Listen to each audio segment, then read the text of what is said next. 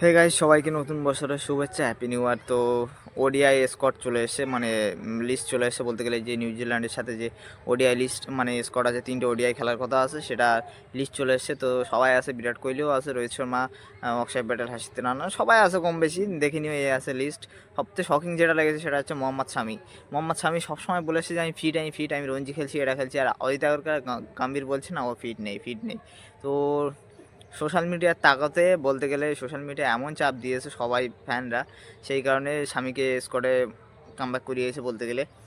তো এটাই শকিং দেখাচ্ছিল। আর দ্বিতীয়ত বলতে গেলে আর প্লেয়ারটা খুবই ভালো প্লেয়ার, ওডিআই খুবই মানে তার ষাটের ওপরে গড় আছে। তো প্লেয়ারটা একটা ম্যাচ খেললেই দ্বিতীয় ম্যাচে গিয়ে মানে কি বলবো, তার ইনজুরি লেগে যাচ্ছে বলতে গেলে। তো প্লেয়ারটার জন্য খারাপই লাগে। তো যাই হোক, তো দেখা যাক এই 3টে ওডিআই আমরা 3-0 জিতি কি 2-1 জিতি, যাক দেখা যাবে পরে। তো আমার চ্যানেলটা সাবস্ক্রাইব করো। ততক্ষণ দেখা হচ্ছে পরে ভিডিও।